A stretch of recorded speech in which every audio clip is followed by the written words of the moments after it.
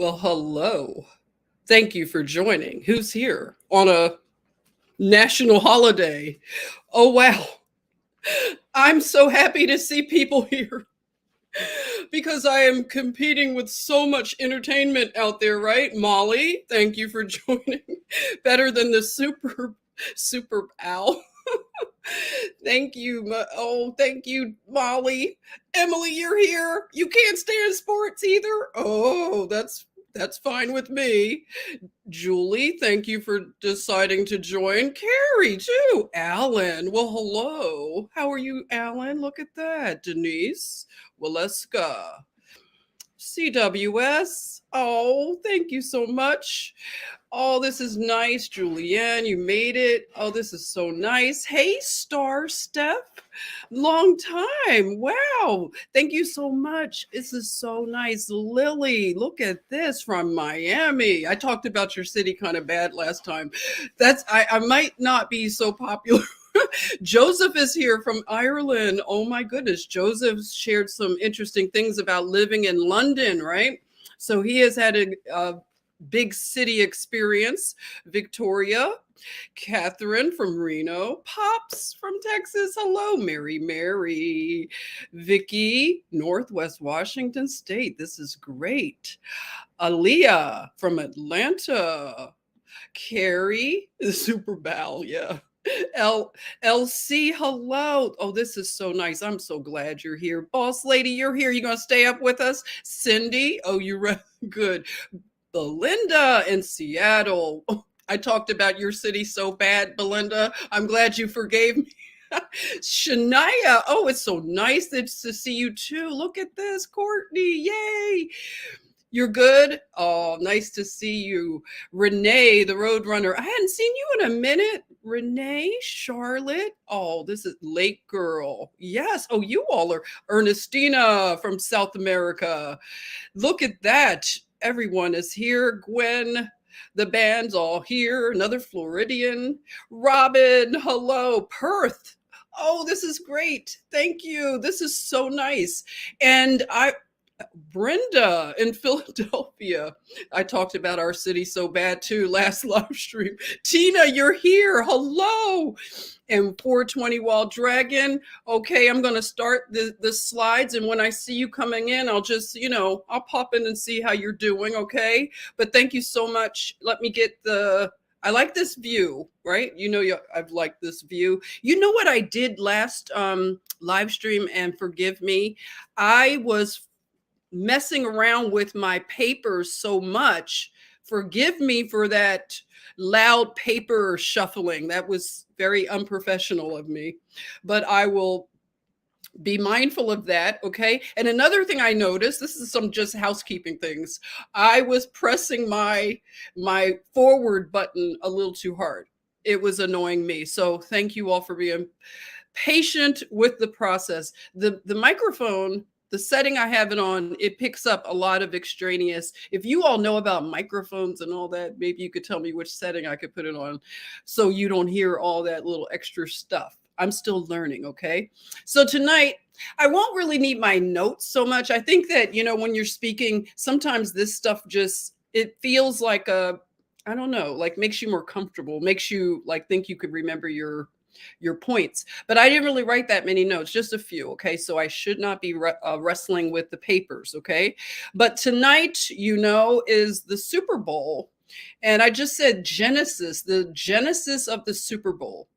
And these are rituals. We pretty much here know these are rituals. And I want to thank, before I go any further, thank you on Facebook. I can't see you right now, but I do come over and look to see who's over joining us. And over on Twitch, I think I can see Twitch. If you are in the chatmosphere, I can see Twitch. But for some reason, the Facebook hasn't integrated with this, or this one hasn't integrated with Facebook. So I will look to see afterwards. Okay. So rituals, chaos.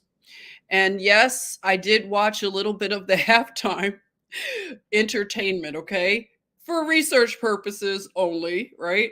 But and I did catch the beginning where the woman was singing the national anthem, so I did catch some of that. But other than that, I haven't seen any real, like, the commercials are always good, right? They are funny. They're supposed to be funny. Oh, the guru is here. It's the evil NFL. Oh wow, yeah, I'm glad you know that. The owl has big black eyes. Yeah. Tim. Hey, Tim. You're here too. Oh, and Molly, you said their numbers and symbols will be their downfall. They will.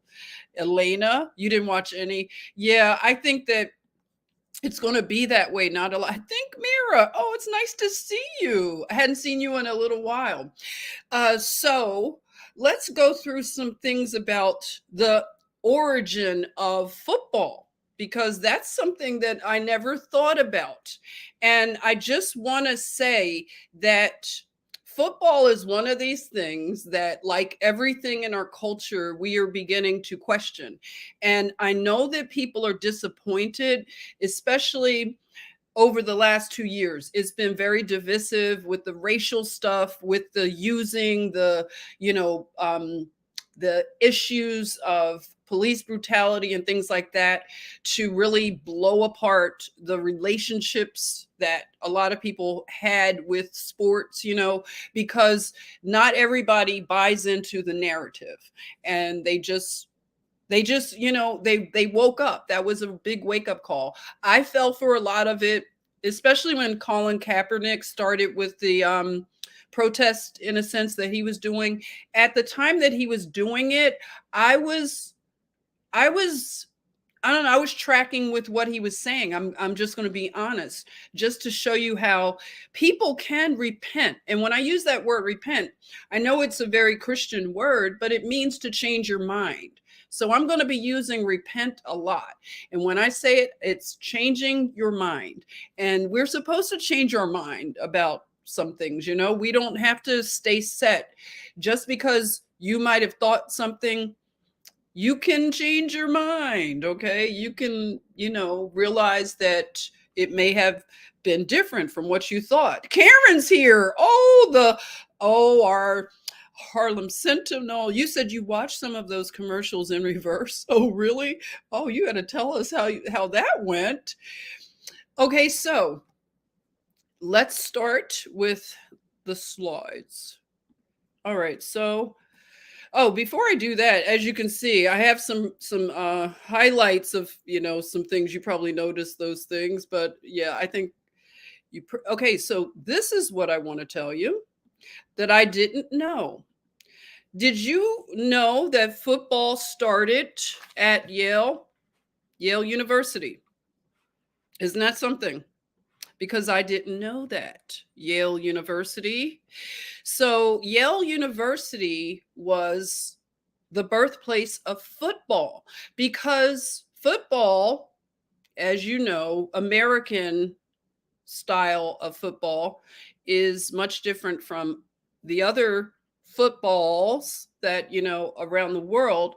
They pretty much call soccer. I know we all know this. Soccer is football. Okay, so Yale University, this particular man is, you see, with the curls, the hair. He was the one that pretty much, I guess you could say, it's named after him, Yale. His name is Elihu Yale. Elihu. He was a British American colonial administrator and philanthropist. When we hear philanthropist, you know what we think. And he was a primary benefactor of Yale College at the time, which is Yale University. And he served as the president of the British East India Company. So it's like the same.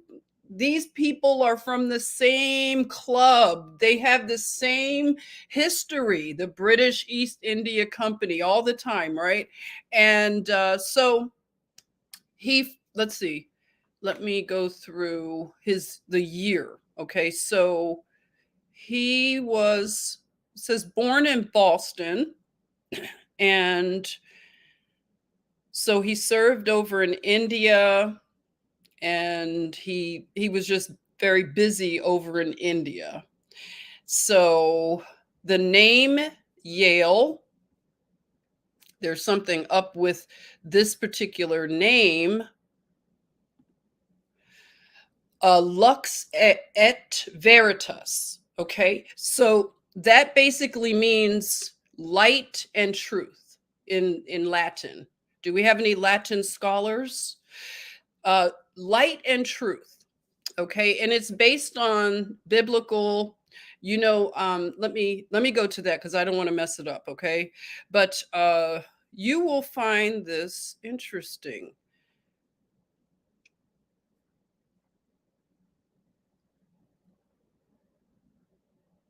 Hmm.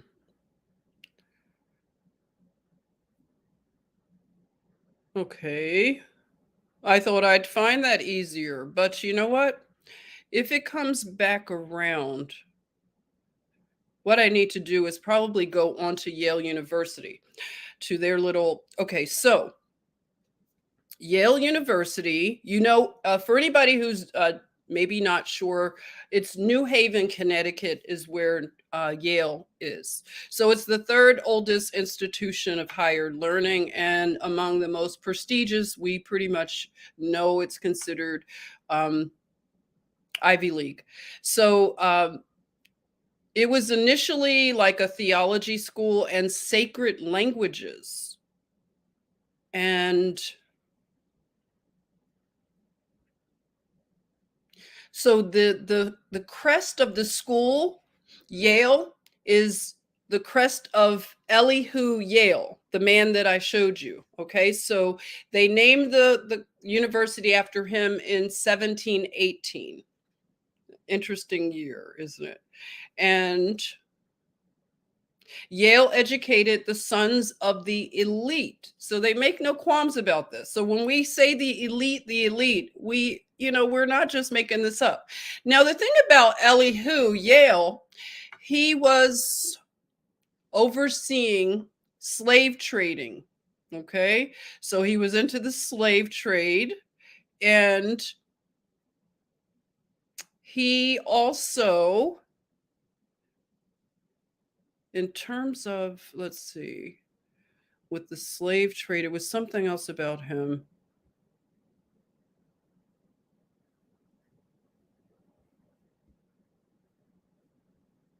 All right, I'll just go on, but pretty much that is his deal. So Yale is named after this dude.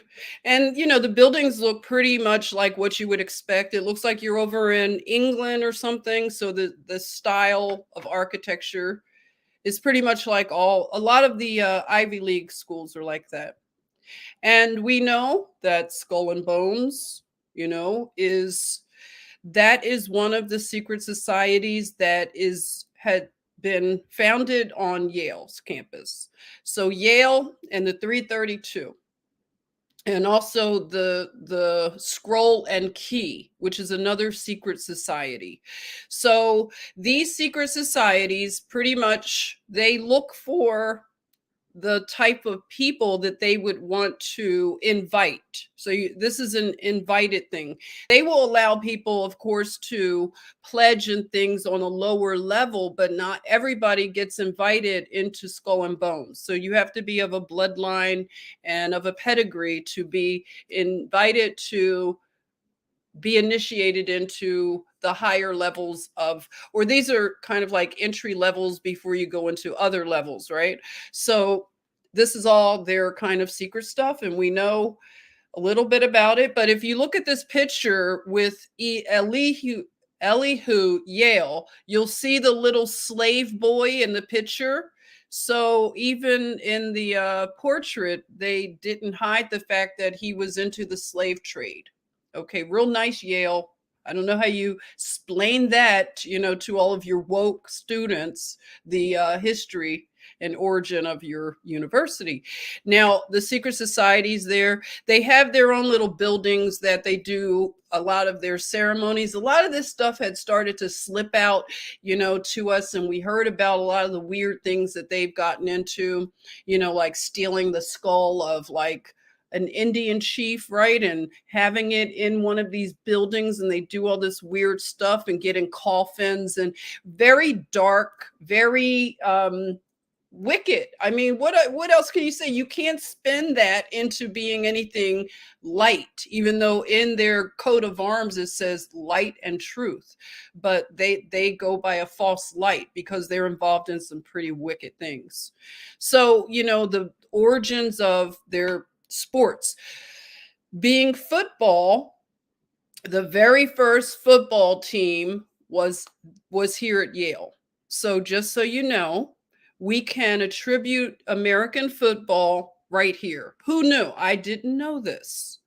And they went on to, football went on to, it was like a gradual, it turned into the NFL because there were two leagues, okay? A lot of people probably know this history of the two leagues, like the American Football League, and then they had this sort of battle to see how that was going to work out, and the NFL won out.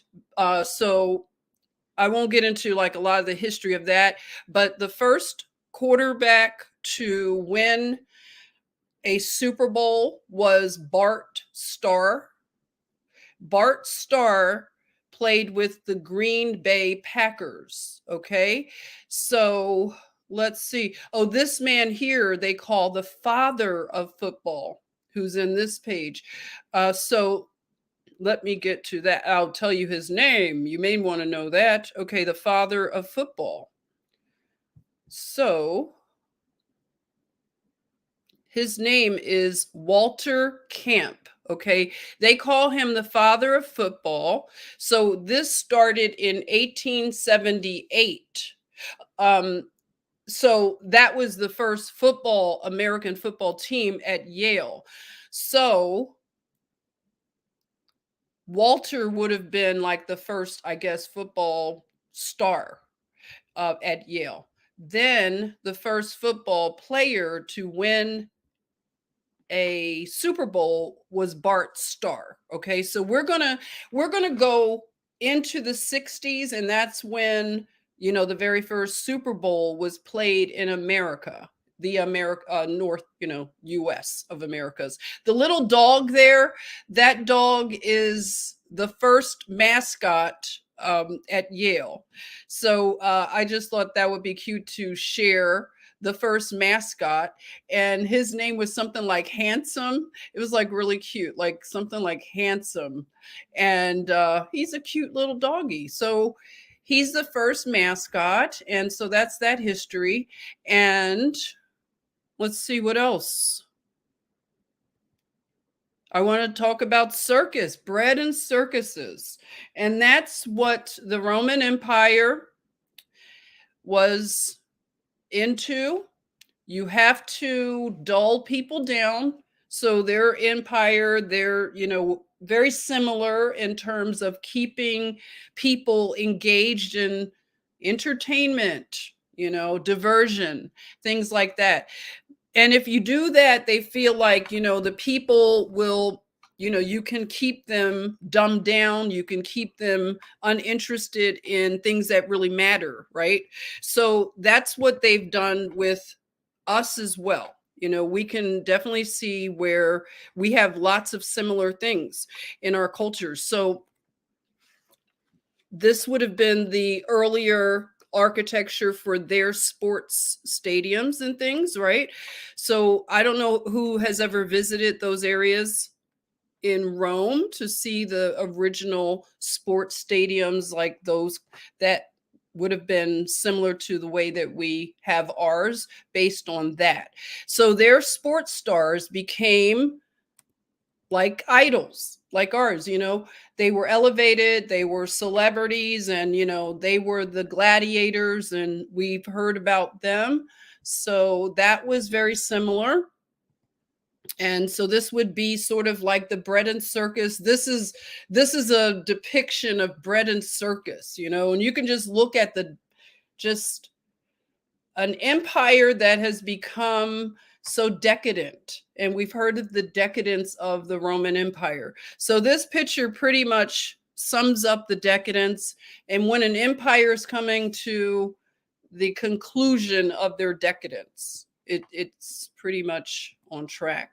And, it left a heap of ruins for that civilization by the time they ended, which was about 200 years, right? They say. I don't know. We're questioning all these timelines because we're not really sure we've been told the right thing. So I'm still looking at timelines and trying to plug in what's real.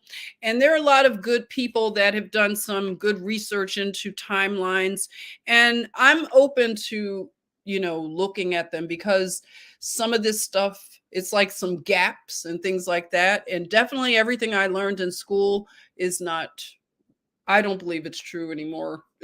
Just terrible how they've lied. So you can look at the modern coliseums, okay?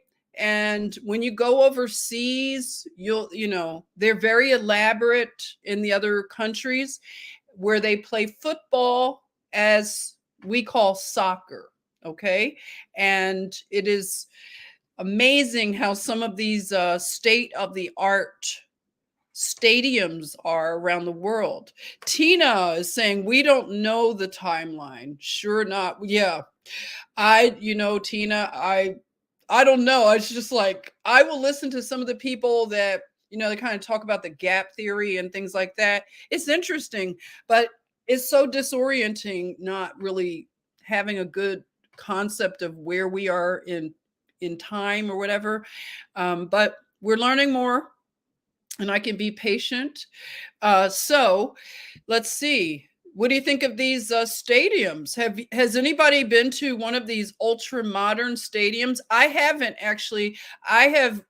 I've ridden by the Mercedes-Benz Stadium that's in Atlanta, but I've not gone inside to see how it all works. But I've heard that it's a lot going on, and yeah, I just can't imagine.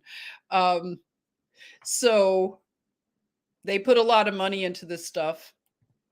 And so you can see some of the earlier depictions of football or just sports that involve, a team, something similar to what we see in our modern times or whatever. So you can see how, different cultures here would play with balls and things like that, footballs. It became sort of more of that. What do you call the shape of the football? What's the official name of it? Like it's not an oval, but it's like, what is it called? An ellipse or something? Let me know, all you little science people, you smart people in the chatmosphere. I love you.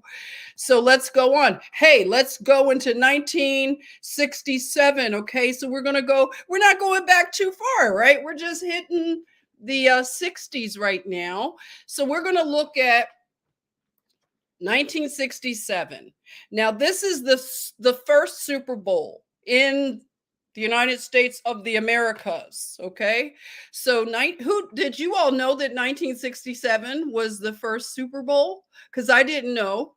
So this is the thing I want to say, because since I'm ruffling feathers lately, I want to say to anybody who would get a little sensitive about talking about sports and our obsession with sports, I just want to challenge people to think about the fact that sports are very new. Football is very young. Our country's very young. Okay. So if football in our country, we just had the first Super Bowl in 1967, why do we tie our identity up in football and football teams? Because that is why it becomes such a, what do you call it? Like it's this contentious thing. People will kill other people over sports rivalry. I was over in LA and like somebody had killed another person, like stomped them out at a game for talking about their team. And, that is so hard to understand how people get that wrapped up in their identity and it becomes like this tribal thing. Like, you can't talk about their team and you can't, you know, it's really something we have to really. I see the bot. Let me take care of that bot. All right, got the bot. If anybody, football has their own day. Exactly. Football has their own day. Sunday, which is interesting for those that are Christians and, you go to church on Sunday, things like that. And then you have football games on Sunday. It's all for a reason when you think about it. So they're competing a lot of times with church, because some, I remember when I was going to church and stuff, the pastor would often bring up football and would bring football into the sermon, like using football examples for the sermon. And, and then joking a lot about, I don't see a lot of men on Sunday. I know you're watching the football game. So it was like they knew that they were losing congregants because of Sunday football. So, that's really strange, isn't it? So in 1967, you had Kansas City Chiefs and Green Bay Packers. Does anybody know who won the first Super Bowl? Let me see who knows their sports stats. Alan, we was taught at a young age to compete.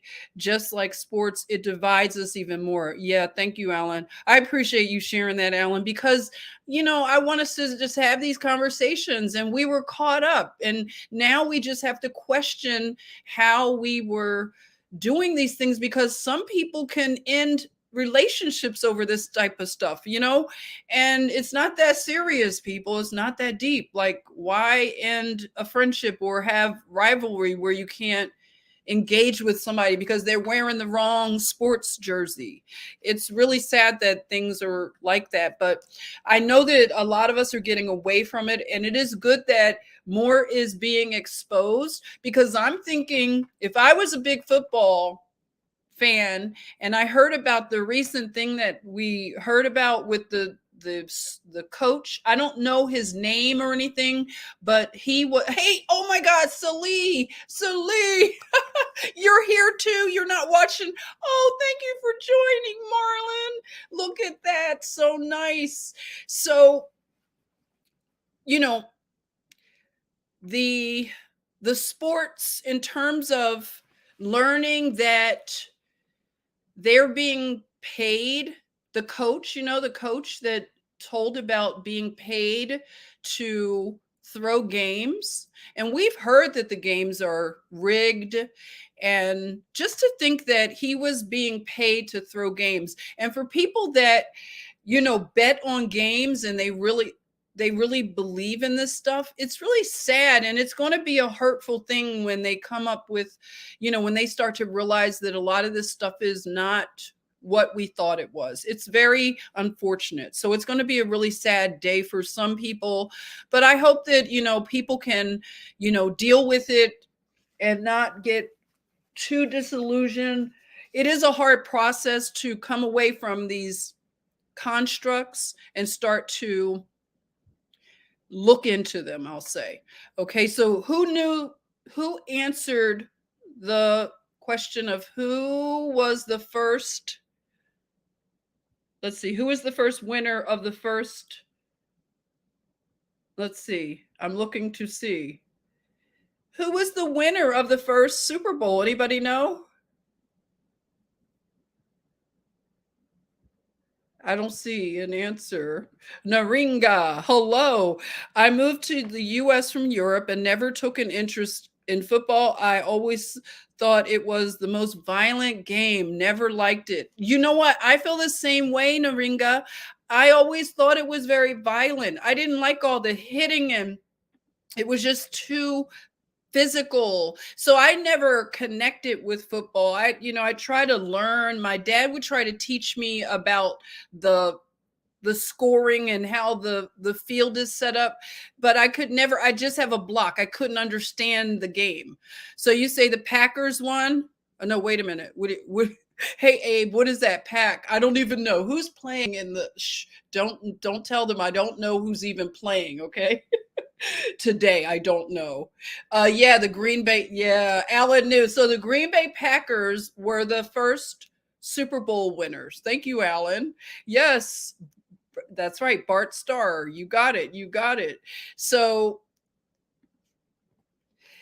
when we look at today, who are these two guys? Can someone tell me? Okay, so it's the Bengals. Okay, I almost forgot. The Bengals and the Los Angeles Rams. So for 2022, they're playing at this SoFi Stadium in Inglewood, LA.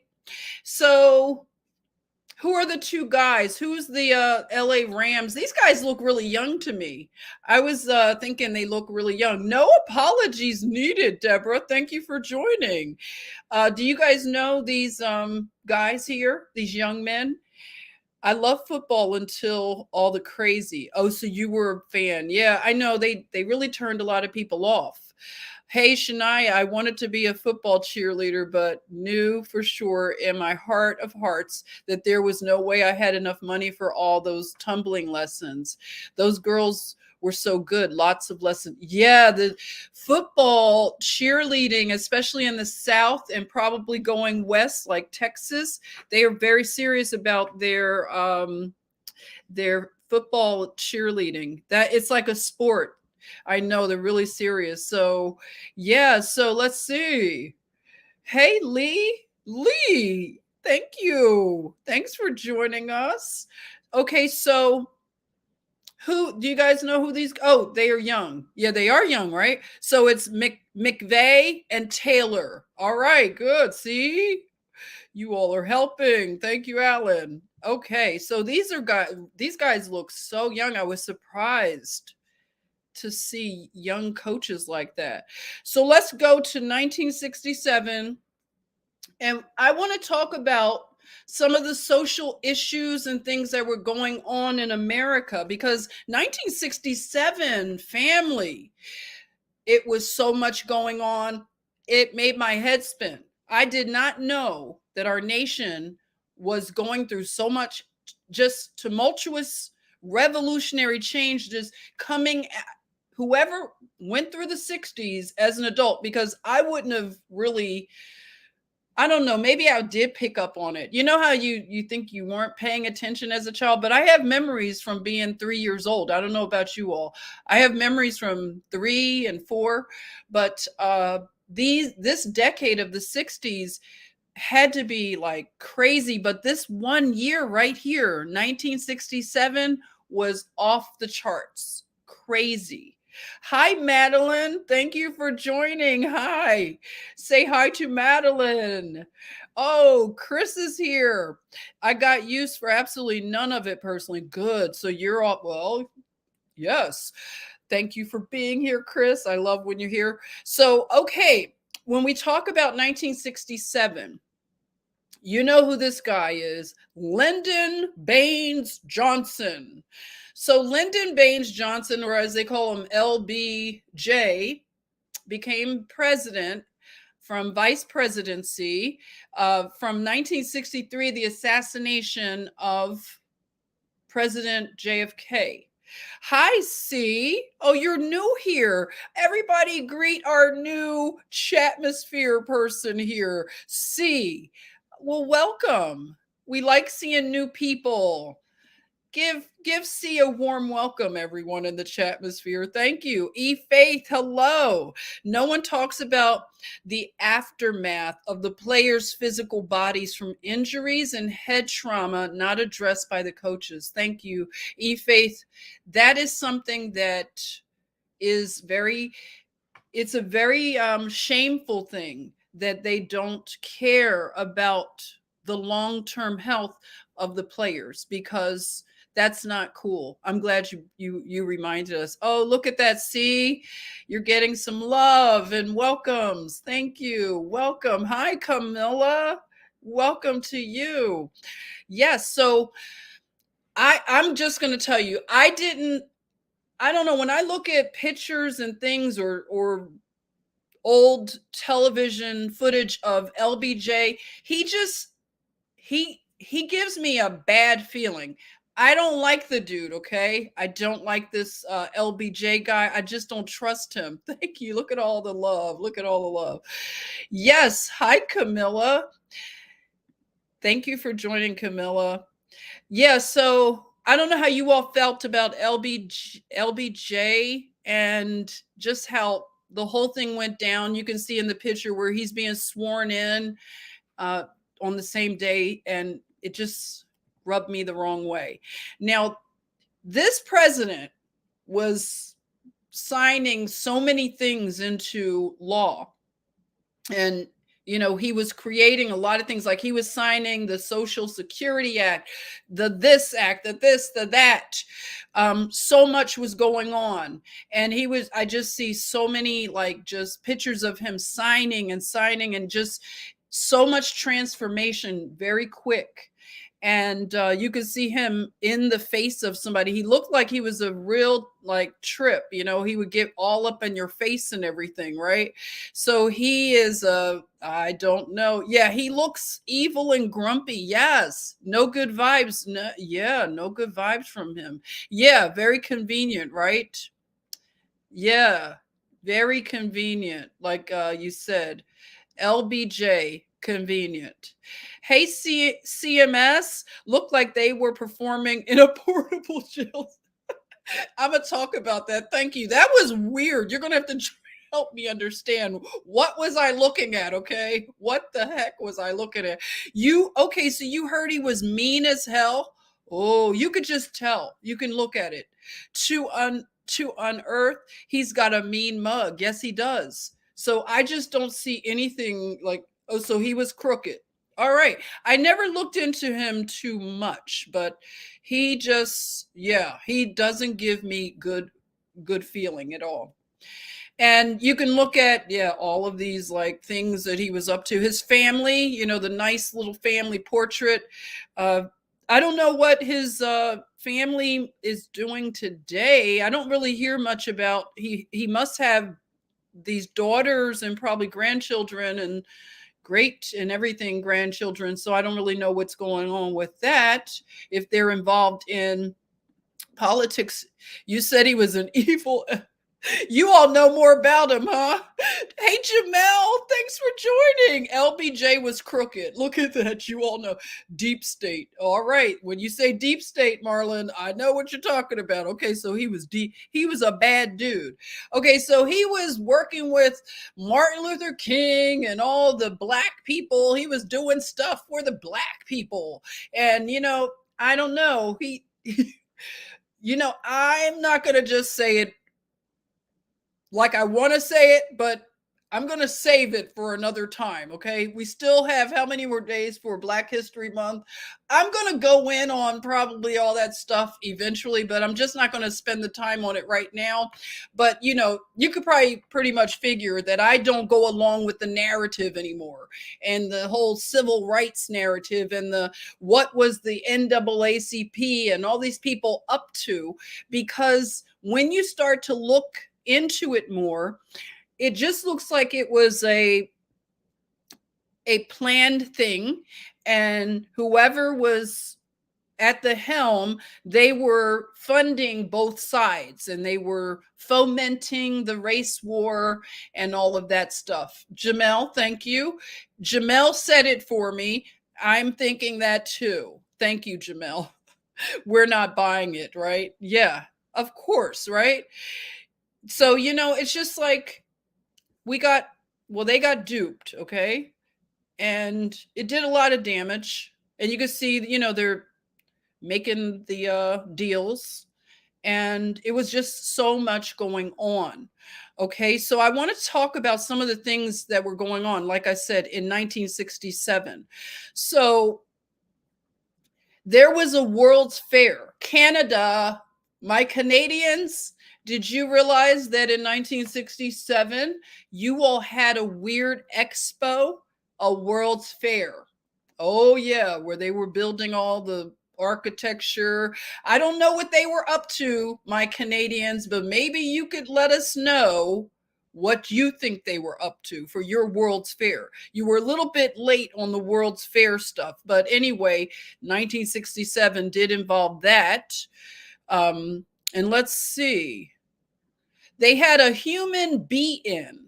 Instead of a sit-in, they had a be-in. And this was setting the stage for the Summer of Love. So excuse me, Portland or Seattle, with your Summer of Love. You had a janky Summer of Love. Now, 1967, that was the real Summer of Love.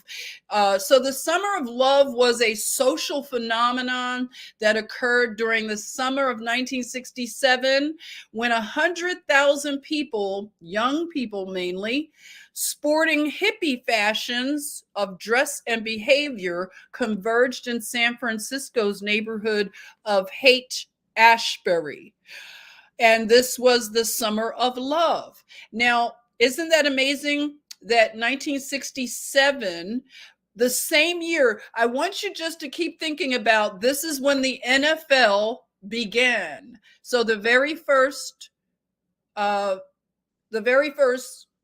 is it? The very first Super Bowl was happening when all of this was happening. So the New York Times reported that the U.S. Army was conducting secret germ warfare in 1967. And I'm going to just go through. It's just so much going on. So Albert DeSalvo, who was the Boston killer, Boston Strangler, he was convicted in 1967. And Chicago had the largest ever blizzard in 1967.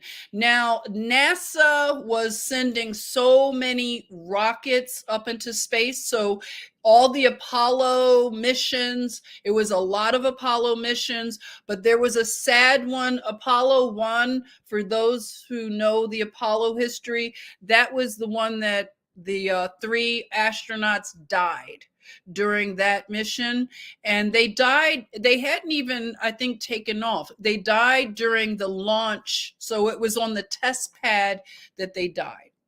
So that happened. And so the American Basketball Association was formed also in 1967. So you talk about bread and circus. So it was the ABA.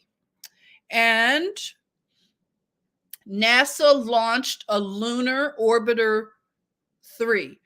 Lunar Orbiter 3 was launched, okay? So NASA was very, very busy. And, oh, this was important. The 25th Amendment to the United States Constitution was ratified in 1967.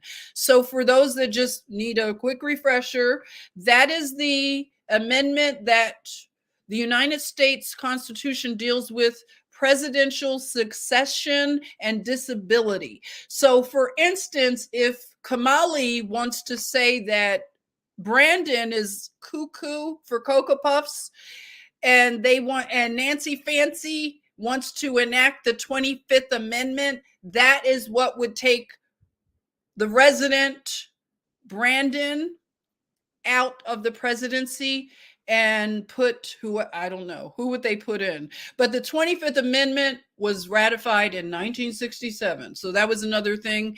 I'm just picking through some, just highlights, okay? And it was just so much, people. So much. Joseph Stalin's daughter, Svetlana Aliyeva, she defected. So she defected from the Soviet Union. And there was the first phase of the Cambodian Civil War began. And it was a lot going on there. The body of JFK was moved to a permanent burial place at Arlington National Cemetery that year. And also, the Grateful Dead debuted their first album. So that happened. Vietnam War, there was a lot of protesting on college campuses. Howard University did a Vietnam War protest, their ROTC program. They were protesting the war, and they were crying things like America is the black man's battlefield. That was Howard University. Charles Manson was released from Terminal Island. And New York City had a be-in at Central Park. So they were doing something called be-ins. It was 10,000 gathered for that. And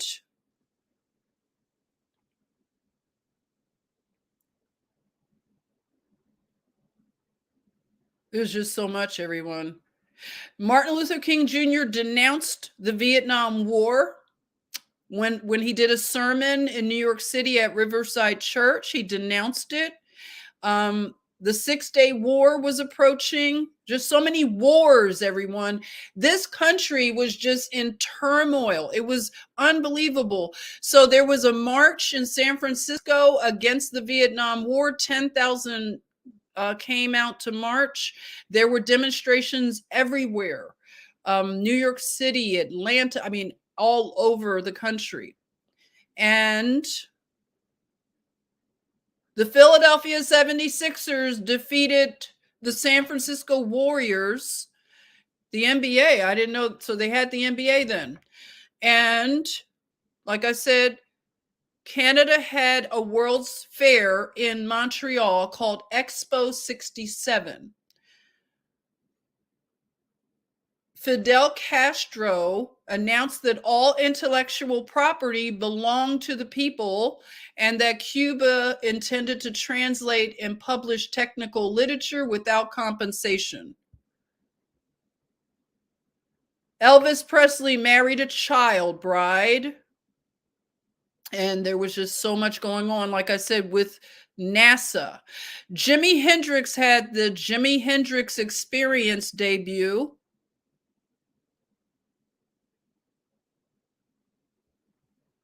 The Beatles released Sgt. Pepper's Lonely Hearts Club Band. It was the soundtrack of the Summer of Love.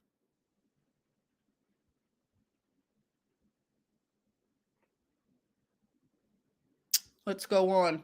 Let's see what you're saying. It was a lot going on, right? So let me advance through. And I want to say that even though we were having these issues with race, so they were stirring the pot with race, okay? So you can see people with the sign saying race mixing is communism. I showed that in another live stream. So crazy. So I believe a lot of this stuff, these people are, I don't know, what do you call it? Like this is all creation. I just believe that now. I believe these people are put up to that. We know George Soros, maybe he wasn't on the scene, but whoever came before him and all those things, they were doing all this, stirring up the race cauldron. So even though they have this going on with the whole civil rights and the race war, they're releasing things in Hollywood called Guess Who's Coming to Dinner with Sidney Poitier. So, okay, who watched that movie? I know I've seen part of it. I haven't seen the whole thing. Maybe I'll watch it for research purposes. But Guess Who's Coming to Dinner is about a black man dating a white woman and the relationship, the issues with meeting the parents and things like that. Okay, Katharine Hepburn was the mother. I forget who the father was. You might know, but you can see that. You saw it, Lily. What did you think of it? Belinda said George Soros was here. He's like, yeah, you're right. He's like 150 years old. So yeah, he was. Summer of Love or Woodstock CIA experiments. Thank you, because that's where it wound up, right? In the drug bin. 8 Win is timeless. You did see the movie. Did you like it? Was it a good movie? What's your Spencer Tracy? Thank you. Oh, thank you, Lily. You say it was a bizarre movie, Joseph. Was it bizarre? Okay, so you say it was a bizarre movie. Vicky knew it. Spencer Tracy. I've heard his name. Yeah. Yeah, Kissinger, probably. T. Witten, yes. Kissinger, I'm sure he was on the scene doing devilment. You actually love the movie. Okay, so you love Sidney Poitier. Yeah, he just died. What, didn't he die last year? Hey, Jackie. Jackie's here. Hi, Jackie. Yes, I always thought he was handsome. Yes, he was originally from the Bahamas. Okay, so guess who's coming to dinner? Happening while you have a race war brewing. And also, for your swirlers, this was a pivotal year for swirling. So you had the Loving versus Virginia landmark civil rights case go to the Supreme Court. So for anybody who doesn't know about the Loving family in Virginia, this was an interracial family who went through a whole lot of persecution. Virginia had laws on their books that you couldn't marry if you were black, you were white. It's also ridiculous because my whole thing is, how can you tell who's really who? Because we already know some people pass for whatever. So just trying to police people on marrying, it's just so crazy that they had to go through that. It's so ridiculous. So anyway, the Loving versus Virginia case happened in 1967. Okay, and look at all of this. So we got racial wars. We have Guess Who's Coming to Dinner. We got the Loving versus Virginia. And I'm just saying, like, for all of this to be happening, you got the Vietnam War raging. And I mean, it's a lot going on. Karen said the cabal plays both sides. They really do. I see it so clear how they play the people, right? And here we are.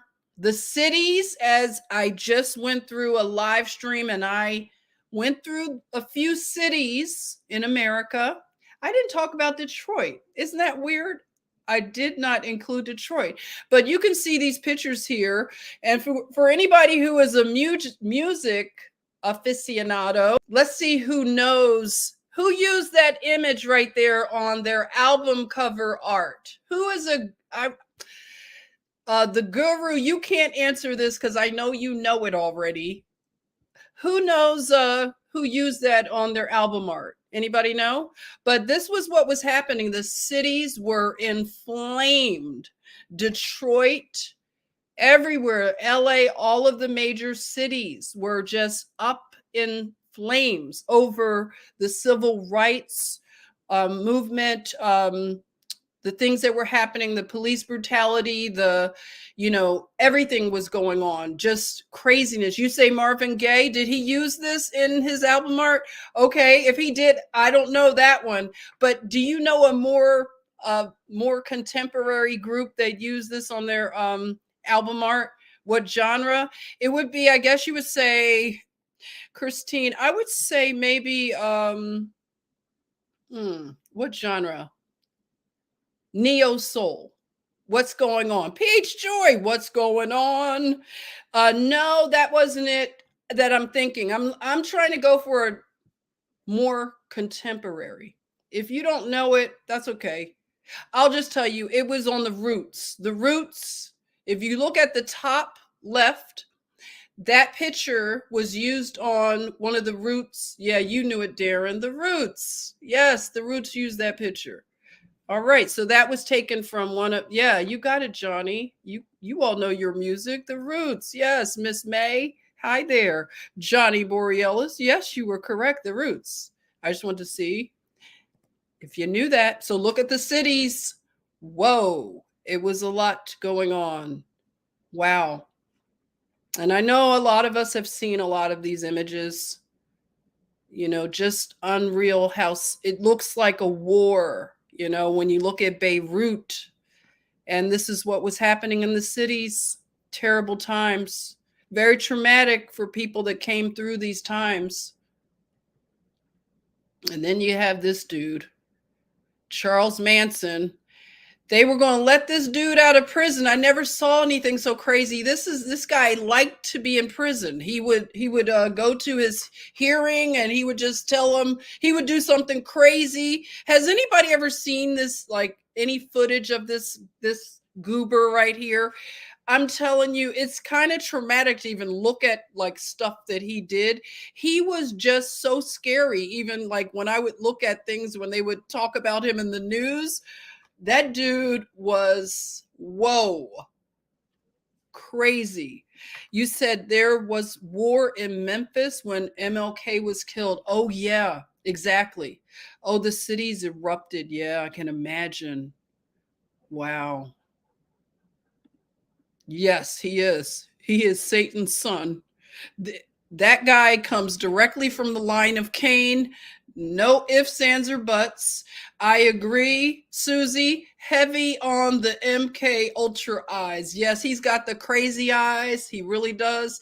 Yeah, I believe he was out of like almost like central casting for MK Ultra. He was like ground zero of MK Ultra. I know they took him into Laurel Canyon, and he was just, I know, a puppet. I know he was a puppet because just craziness. He was way too crazy for it to even be real. So then we have which is really upsetting. I'm going to give some trigger warnings. And I think that most of us have seen movies. So a lot of this stuff, or if you've watched historical documentaries rather, you've probably seen footage on the Vietnam War. So I just want to give you a trigger warning that some images may be upsetting for some people. If you have to, tune off, it's not going to get so graphic, but, I just want to give you that heads up. Yeah, Manson, agent under, yeah, absolutely. Absolutely. So, yeah, when you look at the faces, and that's what I want us to really look at, the faces of the young men that went to this war. And I know stories. I know one young man's story, he shared with me going into Vietnam. Now, this is somebody that I kind of call like an uncle, I'll say. And he was a very young man, I think 19 at the time when he was drafted to the Vietnam War, but he was lied to. He was told that he was going somewhere else. I think they told him he was going to Hawaii for a little while, but they took him straight to Vietnam. And, he was doing amazing things in his life. He was like this just really great guy, young guy. He was working really hard, helping to even take care of his family. And like he had a job as a young guy, and he had great ideas. And then he was drafted into this war, and he was dropped into a jungle of Vietnam. He was from Florida, from North Florida, and just dropped into this place as a young man, a child. And he may have been 18, 19, whatever. What was the youngest that they drafted to this war? Does anybody know right off the top of their head? How young were the men that went into the Vietnam War draft? Let me know if you know that. So he was in the jungle, in the war, and they were doing 18. Yeah, I think he was 18 actually. Yeah, 18. I consider that a child.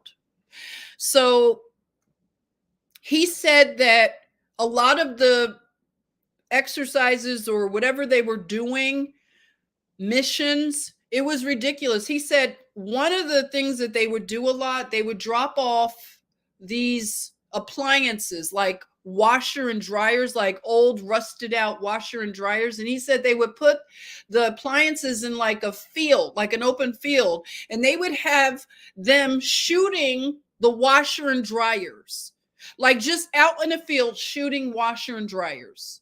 And that would be something they would do a lot. And then he said that they started giving them heroin, and they got hooked on the heroin. They would get the heroin. They would, right before they would go into, say, a mission, like going into a residential area where they were going to kill like people, like whoever. And this is sad because they were killing anybody. That means old people, children, women, everybody in a village, and they would get them high on the heroin. And I am telling you a testimony of somebody that I know. Okay. So I am not making this up. This is what he told me. And he said they would get high so that they could go and do these missions and kill and not have any conscience. It would dull the conscience. So it would turn them into killing machines. So they would kill and then come back. And, it was just so sad. So they were dropping needles into their, their area that they were, encamped. So they would, this is the military would drop clean needles in. And I'm just saying, this is horrible what has happened. And we have to really talk about this because it's not a problem that has been solved. It just hasn't been solved.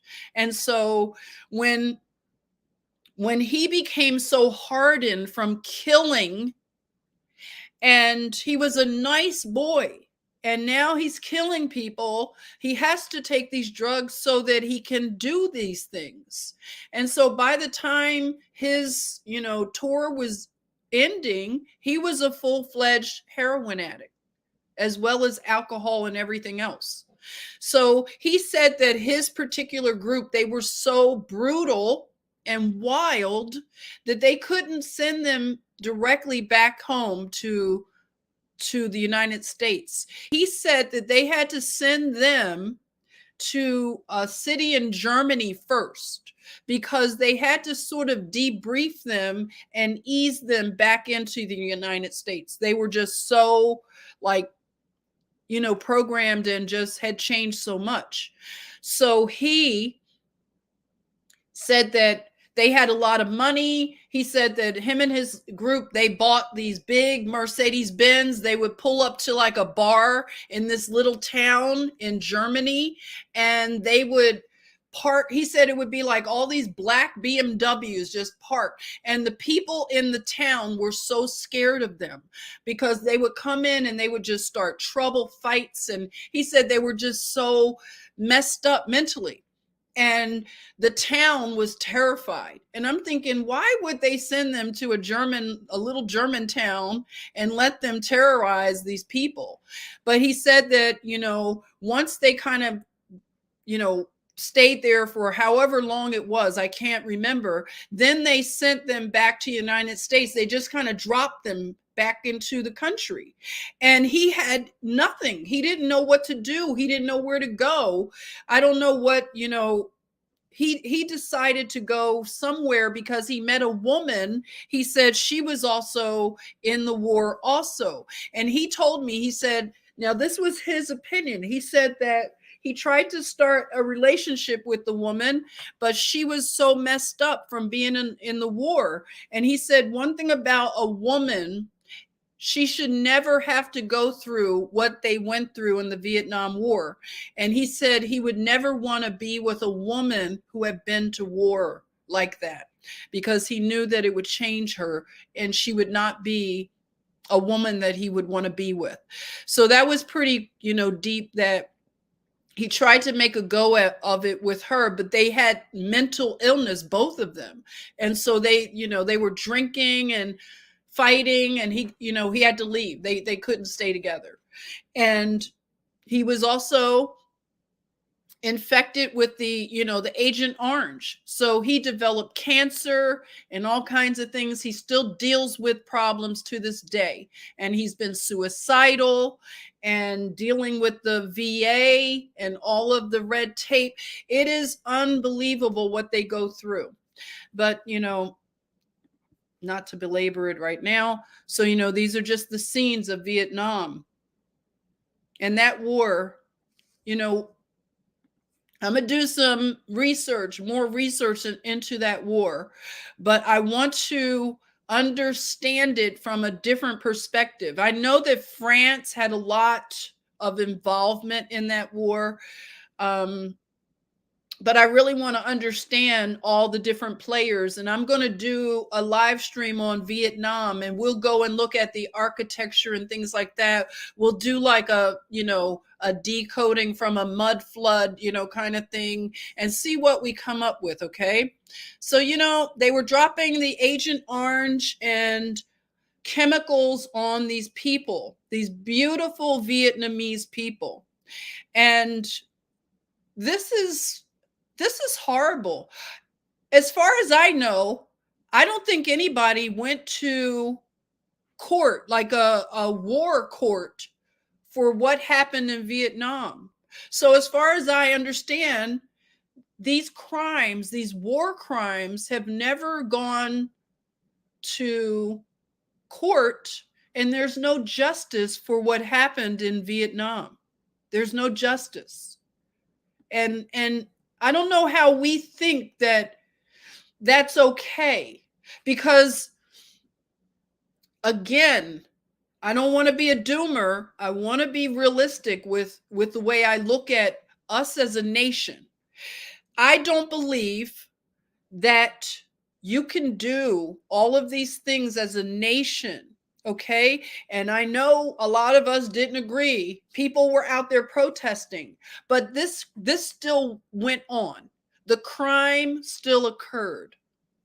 And our tax dollars were used to go over to that nation and just slaughter the people and maim them and drop chemicals on them.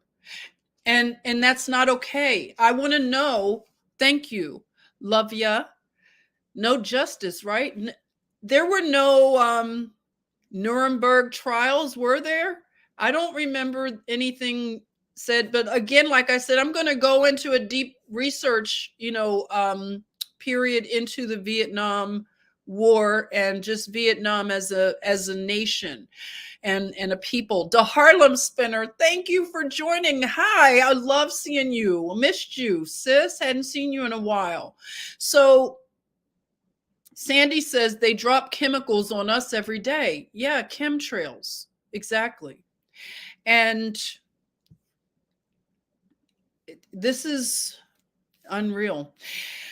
So I know that some of the players, when I do my research, Fidel Castro is going to come up, okay? By the way, 1967, Che Guevara died, I believe, in 1967. So many things happened. Let me double check myself. I think that's what I saw. Che died in 1967. It's such a long list of things that happened in that year, but I'm pretty sure that was one of them, that Che died. He was killed he was assassinated, I believe. I'm looking through my thing here to see where it is. If anybody can get to it faster than me, can you drop it in the chatmosphere about Che? I'm pretty sure that I did see that Che was assassinated, right, in 67. So that was something that happened. So Fidel is going to factor in with some of the leadership over in Vietnam and Russia. Russia was involved in some way. I don't know how, but those are the pieces I'm going to be putting together. And this dude right here standing in front of the map with the cigarette, I don't know. He looks like a Dr. Evil, like a Vietnamese version of Dr. Evil over there looking at a map. I'm like, what in the heck? Oh, John Dowling. Everybody say hello to John. John Dowling, thank you for joining on this national holiday of the Super Bowl. Thank you. Thank you. Look at that. That's awesome to see you here. Hey, Dana's here. Hey, Dana. You said listened to William Cooper's last show. He talked about Vietnam. He was a boat captain. Thank you for saying that, because I have been listening to a lot of old Bill Cooper. So I would love to hear what he. Thank you, Dana. See, I love Dana, everybody. This is our archives. Dana, she is amazing with the information. All of you are, I swear. It is like, and then Tina and all of you just helping out here. Let's see, John, you're saying something about Vietnam's currency is absolutely about to explode this year. Uh-oh. Watch the dong. Tons of oil, gold, and massive resources. Oh, yeah, pretty much would have thought that's why. You love Bill Cooper, T. Witten? Yes, I really like Bill Cooper. Kim Canadian. Hi, Jen. Can't wait to rewind. Oh, you're so sweet. Thanks for joining. Hey, Lori, you're not late. Thank you for coming by. Oh, thank you, Dana. He was murdered. Remember 5th of November. Oh, okay. Gotcha. Oh, you're so nice, Karen. I hope so. It's, we're going to get into a little bit of it's going to get a little bit, rough, but stick with me, okay? Because we need to talk about some things, family.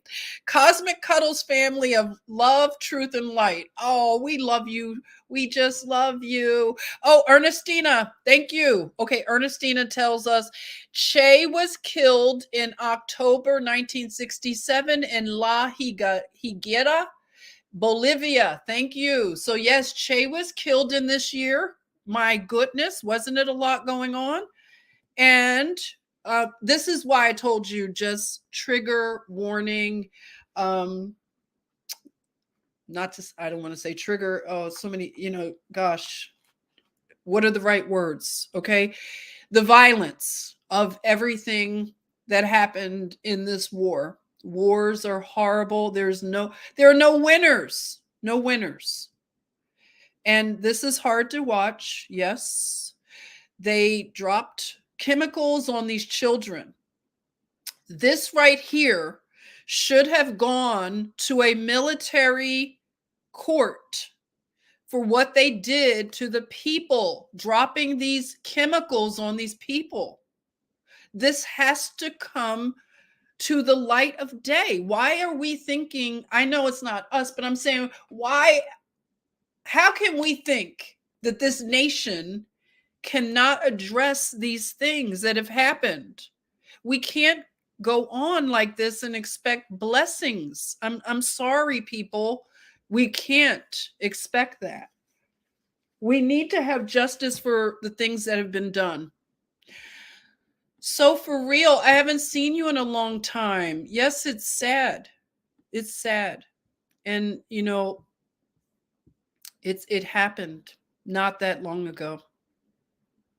So the children have birth defects and things like that. And so the Summer of Love and the protest, when they converged on San Francisco, the Haight and Ashbury district, or whatever they call that, as you could see, they were the hippies, this is the peaceniks and whatever names they gave them. But I believe these young people were very sincere. I happen to believe that they were really against the war and they wanted peace. And what's wrong with that? But a lot of us see that their movement was infiltrated. We have a treaty with Vietnam. Okay. Thank you, Nixon. How are you doing? Inhumane for the Vietnamese and soldiers. Yes. Hi, Rochelle. I remember these horrible pictures. Oh, when you were a child. Yeah. We just can't forget, So, like I said, I believe that the young people were truly sincere. And you heard about Muhammad Ali having his title stripped because he refused to go to Vietnam. Because, like he said, he felt like he had no problem with the Vietnamese people. He said that he had problems with, I guess, America. He was angry with the racial problems going on, and so they stripped him of his titles and things like that for his protest. And just protests all over against the war. And just to give you an idea of a family in 1967 and just how people, looked back then. And then the Vietnamese children. And then we had the British invasion brought us, although they came earlier, but and this is what I want to say to people that love the Beatles and they love the Rolling Stones. We have a friend, family friend. You can't say anything against the Beatles. He will go crazy on you. You just are not allowed to say anything about the Beatles. I learned very hard lesson trying to just question things about the Beatles, but he took it so serious and personal. But the thing about the Beatles that I see, I mean, this is all Tavistock all the way. They started out, and this is how they do things. They bring them in and they look like, little cute, clean cut guys, but they did have long hair. So that was challenging sort of the norms. So I think initially they did have it wasn't as long. So they were clean cut. They were just, popular boys band, I guess. And then they got into the spirituality. Okay. So then they introduced this psychedelic kind of stuff, and that went into the young group of people who were protesting the war.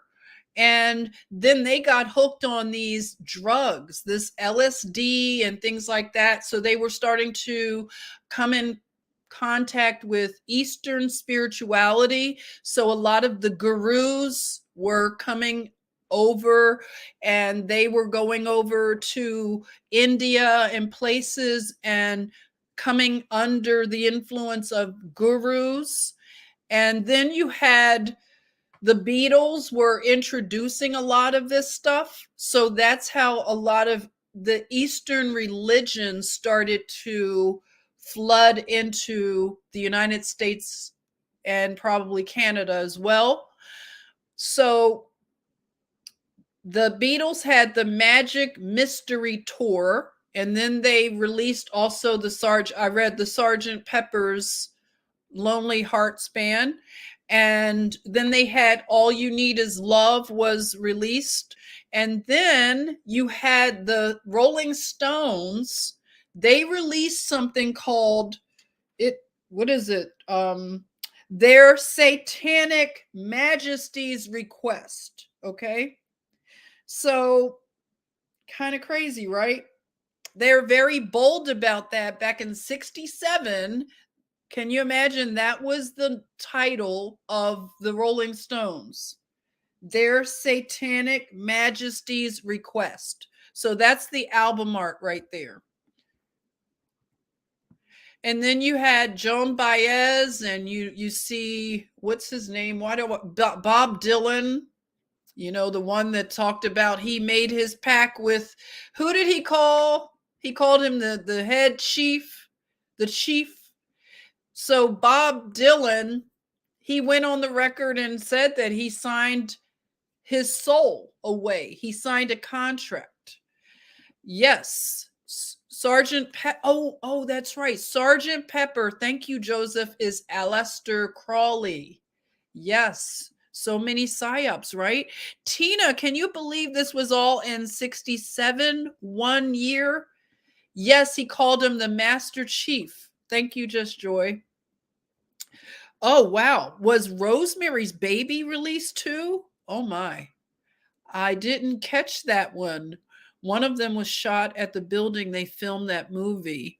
More than a little odd. Yes, Sandy.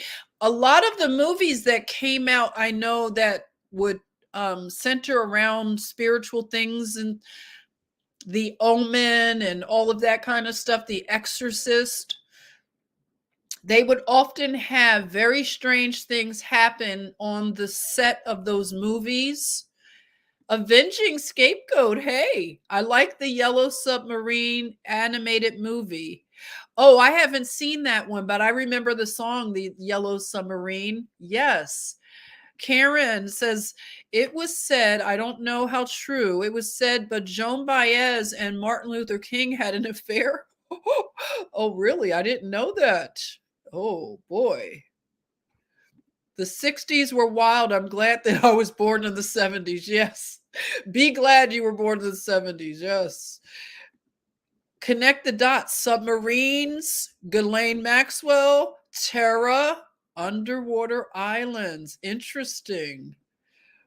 Church of Satan, founded in the 60s. Yes, by Anton LaVey. Yes. So the 60s were crazy. So you have, as you can see, the Monterey International Pop Festival went on, and that was a really big thing, kind of like Woodstock. And you can see the hippies, you can see Pink Floyd. They had an album. It was a lot of albums dropping that year that were considered the soundtrack to the Summer of Love and stuff like that. So you can see this right here line up where they say Krishna consciousness comes west.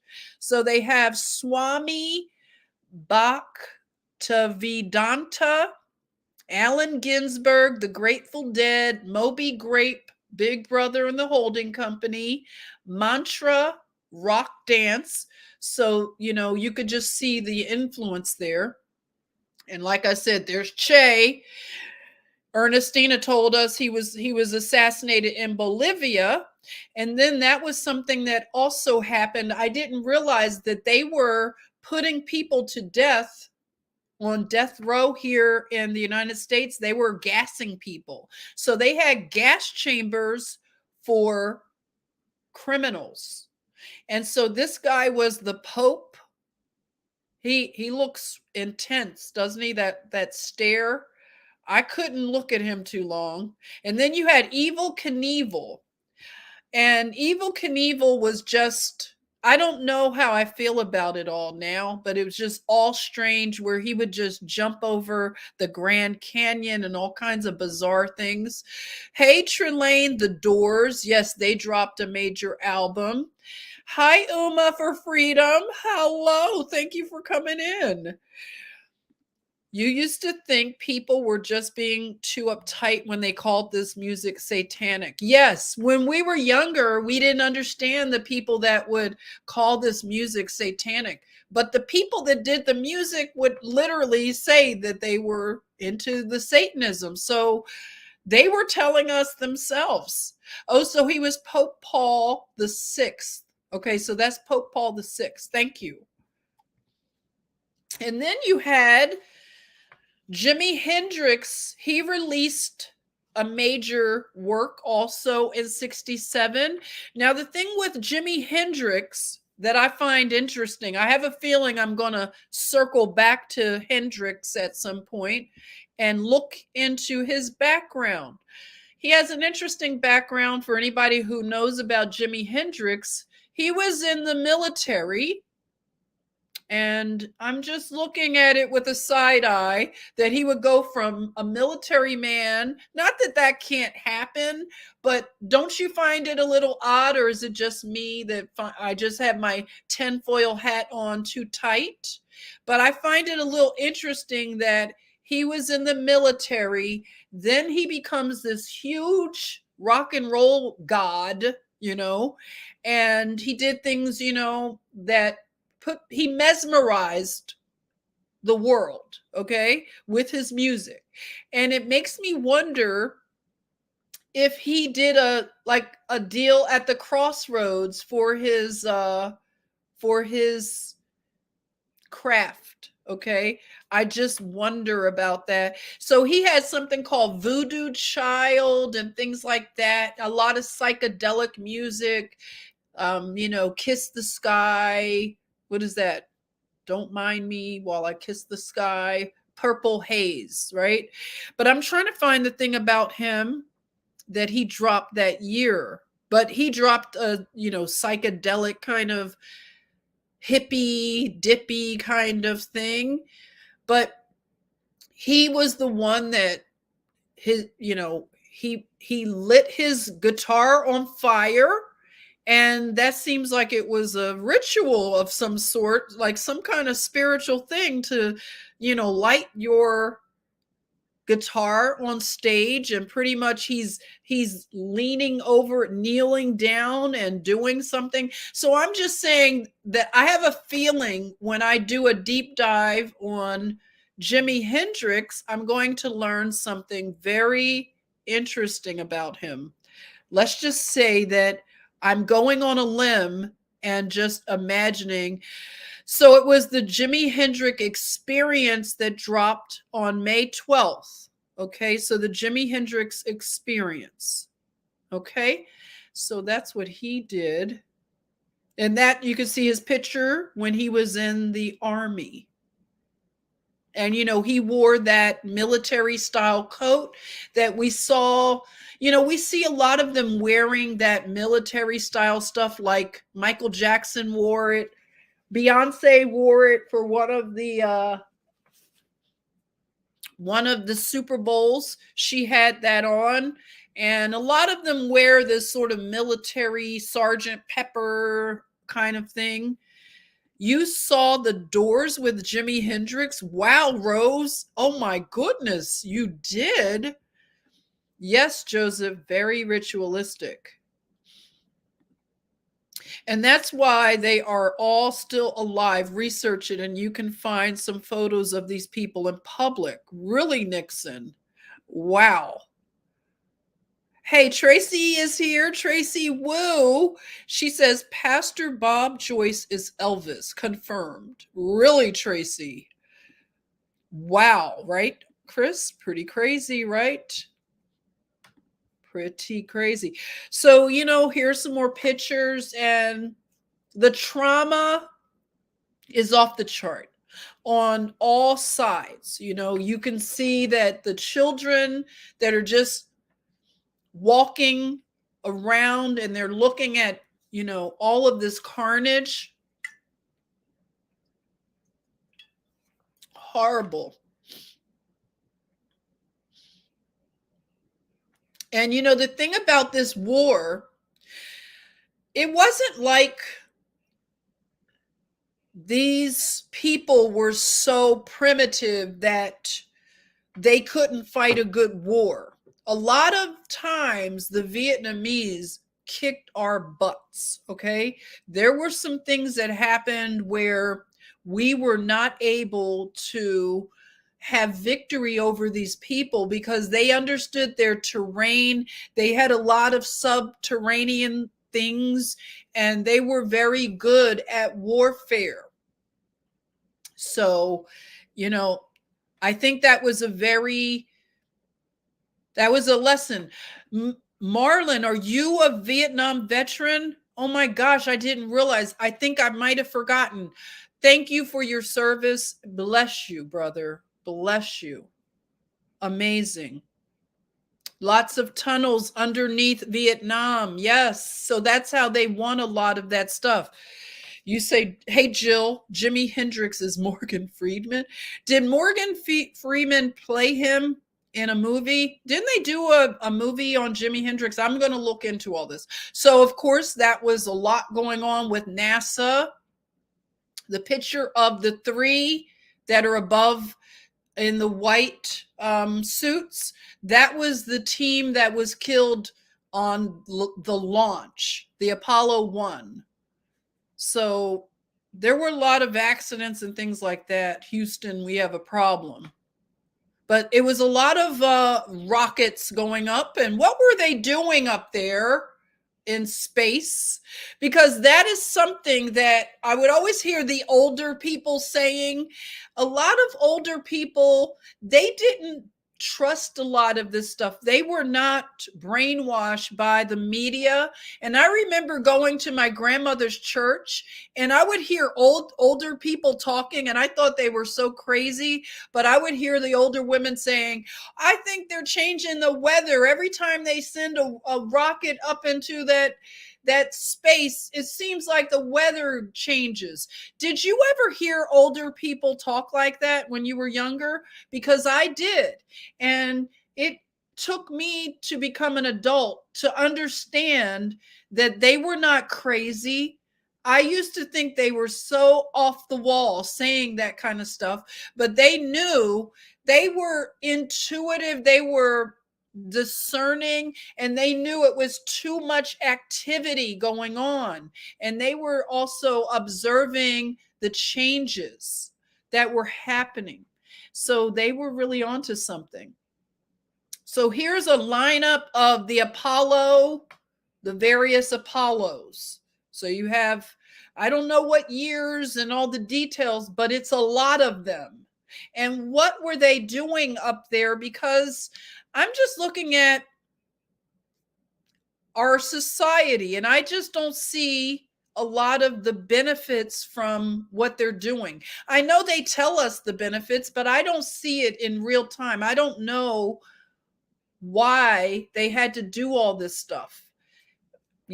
I know, but I'm just saying, just a lot of activity. In 1967, let's see, it was just a lot. Oh, did I mention that the race riots in 1967, it was 159 race riots in that one year.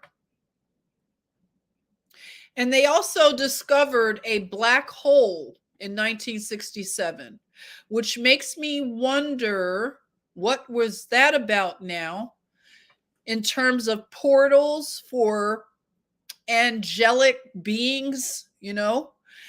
What were they doing? Was this something that had to do with NASA going up with so many rockets? I don't know. My tinfoil hat is just on a little tight. Maybe I need to loosen it. But yeah, they found a black hole. Let me see what they're saying. I'm going to kick the wiki. Let's see what their little narrative is about this black hole. Had anybody heard about this black hole that they discovered in 1967? And do you have an opinion, or have you done any studies on what these black holes are all about? Because I know we talk a lot about portals, and I know that they want to bring through a lot of the entities, that the fallen angels and whatever, to bring them from wherever they are into this realm. And they use a lot of spirituality. They use portals and sigils and symbols and all kinds of things to bring through these fallen angels, these spirits. And you can call them whatever you want, aliens, UFOs. It's okay. I'm calling them demons. They are demons. It's antimatter. Thank you, love ya. So black holes are antimatter. And I just want to look more into black holes. What are they really truly about? So let's just say a funny thing happened on the way to the forum. A funny thing happened. I wonder what it was. Here are a few more of those modern forums, stadiums. So, yeah, funny thing happened on the way to the forum. So, you all probably heard that on the way to the field for the Super Bowl this year, you have to kind of watch a lot of homelessness. So this happens in a lot of cities. On your way to these games and things, you see homelessness and you just wonder, how in the world are we okay with that? So I want to go into this a little bit right now. Hello, Sentinel. Buenos dias from Spain. Hello. Let's greet Sentinel from Spain. Thank you for joining us. Black hole is symbolic. Yes. Yes, yes. Harvesting energy.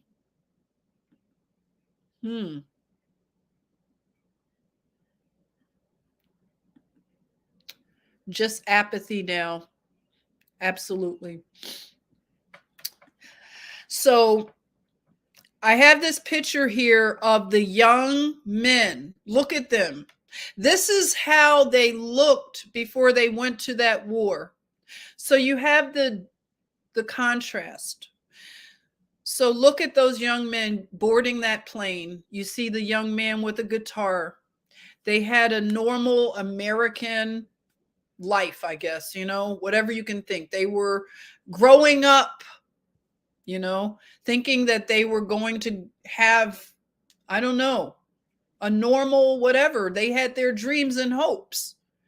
So this one is going to be uncomfortable, but I want you to stay with me because I think that we look away too much. Just like our sister Tina said, we have grown apathetic to the homeless. And I don't know how we're going to continue doing that. That's not sustainable. We cannot continue to ignore this, okay? So just hang on and go with me for a moment to look into this just a little bit. These are Vietnam veterans that are on the street homeless. Look at their patriotism. They have flags. They still love this nation. They still love America after all that they've gone through. And I just want us to be uncomfortable. Let yourself get uncomfortable for a moment. Would you please? Would you look into the faces of these men that answered the call, fought for this nation, a war that they were sold, turned out to not be anything close to what they were told. Like I'm telling you, I'm sharing a testimony of someone that I know. And I know our good brother Marlon could probably get on here and probably make all of us cry. But this is not okay. This is not okay. We are going to have to bring this up more because we are numb to this. And this is not right. We have Vietnam veterans that are on the streets and nothing is being done. I don't care. Whatever you can tell me somebody is doing, yeah, you could do little nice things. We could do things that make ourselves feel good. I went down and took soup, or I took them coats, or whatever. It's not enough. We as a collective owe them more. We owe them more. This is not okay. And I don't know what the answers are. I've taken care of a lot of them. I have for all of my 30 plus years of nursing, I have always taken care of many Vietnam veterans that come through the hospitals. If they, can't get something done at the VA, which a lot of them couldn't, a lot of red tape and things, and maybe they need specialties that they have to come to the civilian hospitals. But they have a lot of problems, a lot from what they have endured.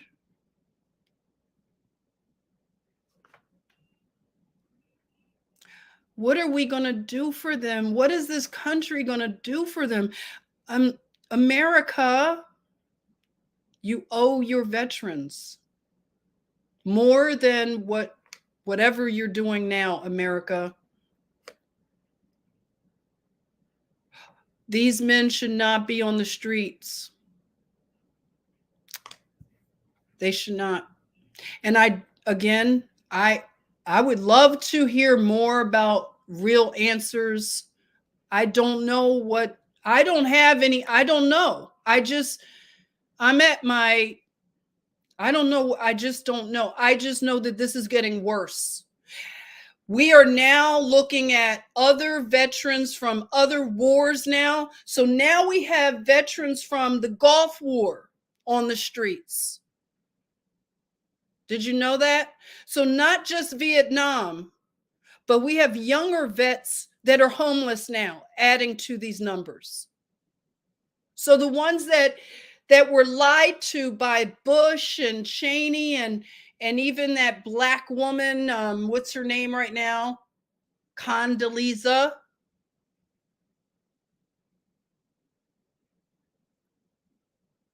They lied. They lied, and they got these men into these wars. They've been maimed. They've been killed. And the ones that are still alive to see another day and still fight, because this is the worst war, for them to fight in their own country, fighting homelessness, fighting the elements. They are living on the streets, carrying their belongings in carts. They are all over the cities of America. That's why I say the cities. This is bad. It's very bad.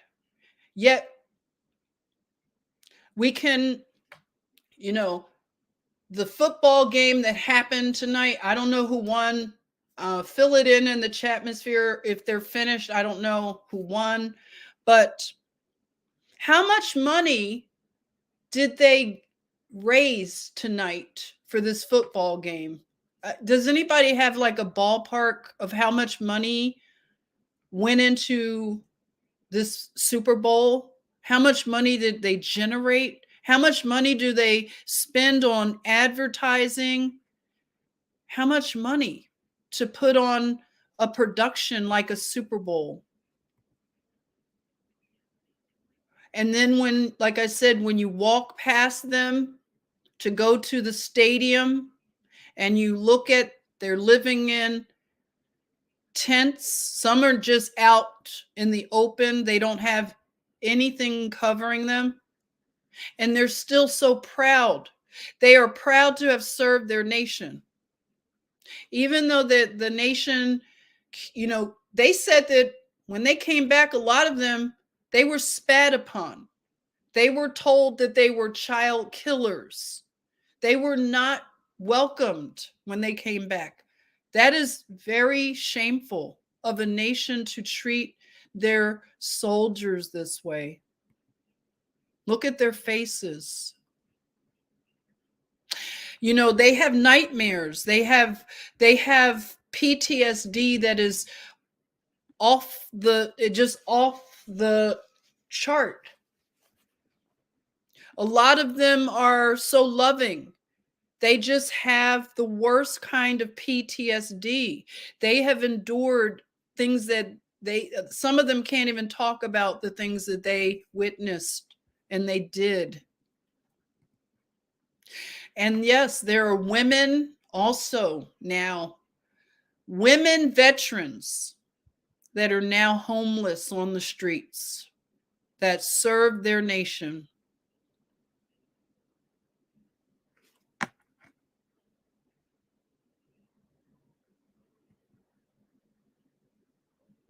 Young women, young veteran women.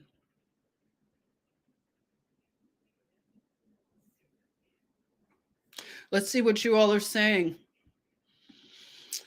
PTSD and then living in such hard conditions for years. Yes, the things that they go through. Yeah, the flashbacks. Yep. I agree, Jill. So the Rams won. Thank you, Rochelle.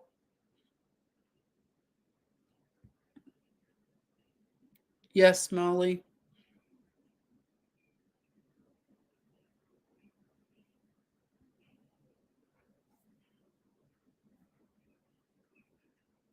So I just wonder how much money they raised tonight.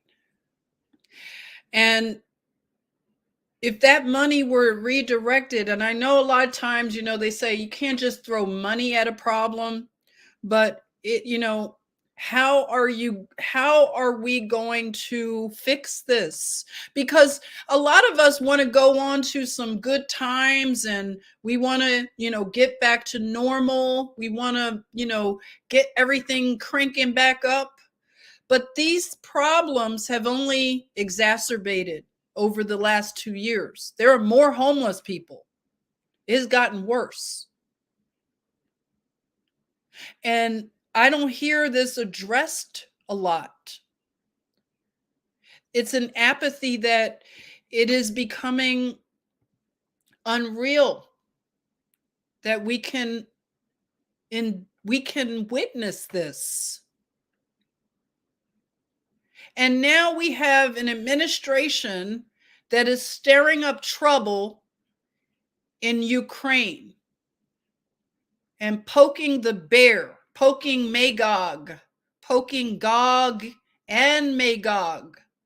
You don't want to poke the bear, but we have an administration that is obsessed with Russia. Russia is an ancient empire that has ancient ties, and it's none of our business what they have going on. It's none of our business. That's my opinion. I don't know if you share my opinion.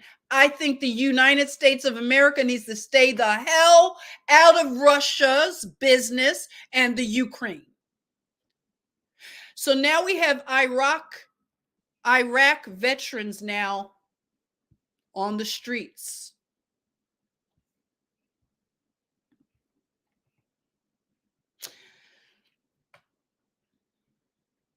And this is a national disgrace.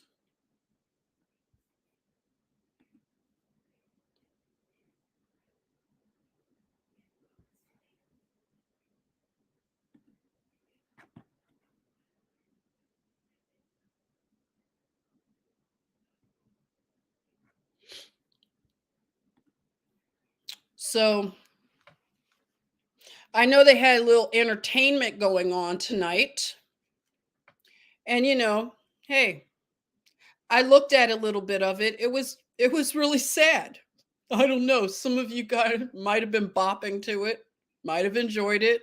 I'm going to shift gears a little bit. That was heavy, I know, but I'm glad you stuck with me and you were inconvenienced by this. We just looked at a little. It's hardly scratching the surface. It's so bad. Okay. But let's just talk about this entertainment here, because I thought it was odd to bring people that had their sort of heyday back in the 90s and early 2000s. I don't know. I thought the Super Bowl used talent that was A-list and current, but I thought this was a little strange, right? I don't care. It may step on people's toes, but I kind of thought this was an odd lineup. Okay. I just did. I don't know. I just think about Mary J. Blige. So I'm about to get silly a little bit, right? Don't take the mood up a little bit. So let me take myself off the screen so you can see Mary a little bit better. So here's a meme with Mary. I don't know if I could forgive Mary for singing about crispy fried chicken for Burger King back when she did that, but it was so cringy. And I don't know. I just think like, come on, Mary. It's a shame what they have to do for that money, right? It's a shame. You know, singing about crispy fried chicken for Burger King. It was just one of those things that just really it was just sad. And another cringy thing that happened, if you remember with Mary, just reviewing some of the things, like just to show like her career had jumped the shark a long time ago. That's why I'm just thinking, Mary J. Blige, I mean, come on, people. What? So I don't know anybody who saw Mary J. Blige interview Hillary. Hillary's in the news lately. Isn't she back in the news cycle? Whatever. But Mary J. Blige had interviewed her, and I'm going to tell you, baby, that interview was a whole mess. Hillary Clinton was over it. Okay. Do you see Hillary's face? She's like, why is this woman in front of me? Okay. And Mary J. Blige was just tripping over herself. You could tell she was so starstruck to be in Hillary's presence. I don't know how she put up with the sulfur smell that must have been coming from her, but she was just touching Hillary's hands, and it was just so. Do you see her face? I mean, Hillary is over Mary. She's like, will she shut up already? Okay. When is this interview going to be over? Money, honey, thanks for joining us. Hello. Right. She's just like playing like she's trying to get through this interview with Mary, but it's just so cringy. It was just, and I don't know. I came across this tweet and I just wanted to share this, how funny it was to me that Mary Mary Mary J. Blige, read this tweet, please. Read this tweet. Did I see this? Did I read this correctly? Did she say, I love Michael Obama? I was like, what, Mary? What did you just reveal here? What is this? But I just said, oh my God, she really put that in a tweet. Success is not about how much money you make, but the difference we make in people's lives. I love you, Michael Obama. You read it too, Kim? You see Michael? Maybe she was. It was a drunk tweet. Don't tweet when you've had something to drink. Her and Joan Rivers, right? But she lived to see another day. But I'm just saying, Mary was dropping intel right here. Okay, Mary. She says, fact check me, boo. And please tell me that this isn't an organic friendship, because this seems so contrived right here. This whole Snoop and Martha Stewart friendship. I don't know. I thought it was cute at one time, but I don't see it. I don't know. Do you believe that they're really friends like this? I know they get high together, okay? But what the heck? So the puppy bowl, look at the puppy that Snoop is holding. The puppy looks like he's over it too. They're just over it. This culture has jumped the shark. Totally jumped the shark. You think it's a weird friendship? That was always weird to you? They're actors, right? That's what I think too. Joseph, I don't think it's an organic friendship. I don't. At first, I wanted to believe that it was, but I think that it's contrived. And for some reason, I just think that they're doing it for whatever. They're being told they're handlers. I don't know. This is something they've cooked up. But, the puppy bowl, I know a lot of people, I don't understand the puppy bowl. What is this? Is this to help? Tell me what the puppy bowl is about. Is it to get them adopted? Is that what it is? Yes. Snoop just got sued for sexual misconduct. Yes. Yes, yes, yes. That's what prison does to you. Yes, yes, she did time. They say out of this friendship, she's the only one that is a convicted felon, which is funny. They had a meme about that. They're like, which one is the convicted felon? And it's her. Oh my goodness. So let's talk about the character of some of these people. So Snoop Dogg, as you all have, some of you have brought up, because I didn't know about this, somebody had mentioned Snoop Dogg has been accused of sexual assault. Now, this was just, I guess this hit the news cycle this past week. He is being accused of sexual assault in a new lawsuit filed. It was ahead of the performance. Okay. So a woman is suing him and his longtime friend, hip hop personality. Ready for this one? Bishop Don Magic Juan, for sexual assault and battery. So he's being sued by a woman who alleges that the rapper assaulted her in 2013. She is being identified as Jane Doe in court documents. She's suing Snoop Dogg, who is Calvin Cordozar Brodus Jr., and the Bishop Magic Don Juan was born Donald Campbell. Representatives for Snoop, of course, they're saying that this is a shakedown, that the woman is just after money. What else did we expect them to say? But the woman was a professional dancer, a host, a model, actress, spokesmodel. She alleges that Snoop and Bishop Magic Don Juan, she would dance in exchange for gifts. So they weren't even paying this woman. They were giving her gifts as payment. And so it just looks like there was some shenanigans going on where the woman got into the car with Bishop Don Magic Juan to go home. He was supposed to give her a ride home.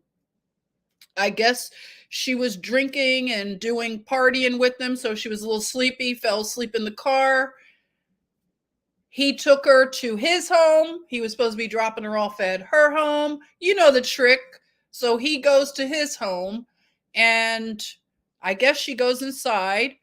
I don't know what else. I don't know. It's a lot going on there. They forced her to do things, or he did.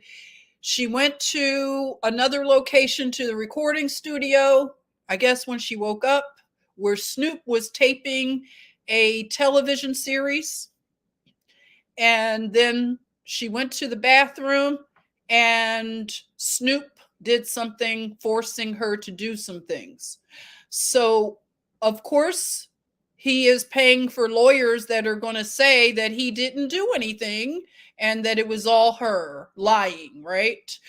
So I want to bring up the fact that Snoop Dogg used to do something called Girls Gone Wild, doggy style. Okay. So if you remember, there was a man who, he started this brand, this franchise called Girls Gone Wild. He made a lot of money. He was one of these really arrogant young people that made a lot of money. Basically, this was pornography where they were using college girls and, you know, just having these drunken parties and things. And I guess they were filming the girls, and he was selling all of this stuff. And that's how he made a lot of money. So I think he ended up going to jail for a stint, the guy, but Snoop was involved in the Girls Gone Wild. And I can only imagine what all was going on behind the scenes, but I just want us to realize that these are really bad people, and any woman that has come in contact with them doing work and things like that, I know that there are many stories that have not been told yet that are probably going to come out because everything is being exposed now. Joe Francis, thank you. That was his name. Joe Francis, if anybody remembers that name. Yes, thank you. Joe Francis. In fact, I think he was also good friends with Kim Kardashian. Joe Francis. Yeah. So you can see pictures here with Snoop and the Bishop Don Juan, Magic Don, whatever, and him with the various young women. I'm sure a lot of them were very young, college, age women. And then one of the things that I find very suspicious, was Snoop and his connections to Tupac and all of that stuff. I just think that all of them are just, I don't know. I just don't trust what they were up to. So for those that don't know, this is the bishop right here. Okay. Wow. Right. So he is the Bishop Don Magic Juan. He's an actual pimp. If you look up his resume, his curriculum, he is a pimp. Okay. And yeah, I don't know how that'll go across with him trying to defend himself in court as a pimp. How's that going to really go over, huh? And a preacher. Thank you. He's a former preacher. I'll just keep that right there. I've heard of that a lot. A lot of preachers, it's sort of like a career path. Like they start out as pimps, a few of them. Now, I'm just saying, I've heard of this before. This isn't very strange, but they become like from pimp to pulpit pimp, right? Right in the pulpit. Pimping in the pulpit, right? It's kind of like a little trajectory. I didn't make it up. It happens to be so. So yeah, the puppy bowl, so cute, right? So I think this is to get the puppies adopted, right? And I just want to say, I want to go into I want us to keep our discernment sharpened as we go forward. And anybody who is listening to the mainstream narratives about Russia and the Ukraine, China, NATO, whatever else is coming up. Ukraine, the leadership in the Ukraine, they're not acting as if they're about to be invaded by Russia. So we're hearing one narrative. If you listen to things like CNN, you would think that the Ukraine was terrified that Russia is about to invade them any minute now. So they're starting to spin these stories about Russia doing things like false flags, possibly. They're creating a narrative. They're doing dog whistles. They are fomenting something right now, and I don't like it because it's none of our business. The Ukraine and Russia and China, that is all ancient lands. These are ancient empires, like I said, and a lot of us, we don't really know the history because we've been lied to, but we have no business over there. I don't care. We just don't have any business because I just showed you a whole bunch of homelessness. And if we have all that homelessness, Brandon, how are you worried about going into Russia? You want to poke the bear. Now, Brandon is not a strong leader, okay, to say the least. I wouldn't be afraid. He couldn't bust a grape in a fruit fight. But he is talking crap about Pootie Poot, and I would leave Pootie Poot alone. Don't mess with that man and stay out of their business. Didn't we just have a whole pandemic going on for 2 years? How are we in any position to go fiddling around in other nations, ancient nations at that? And you got these sort of like these people that buy the narrative. They're the people that love all of these things, that these narratives on CNN and stuff. They believe all this stuff. They talk about nothing but Trump all the time. Trump. And it's like, you got homelessness at all-time high. You have all this stuff, a pandemic that just went off. Like, how in the world do we have any resources, energy, manpower to go worrying about the Ukraine and Russia? I don't know. I don't understand how we have the energy for this kind of stuff. But I just want to say, these people are no joke over there in these countries.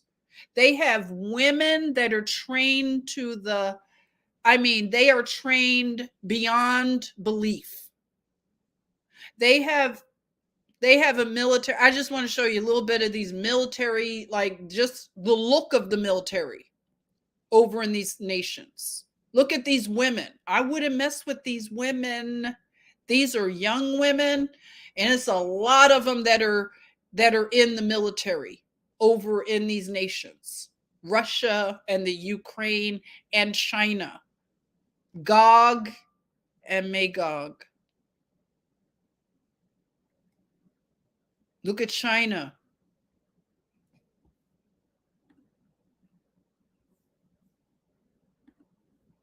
We need to stay out of their business.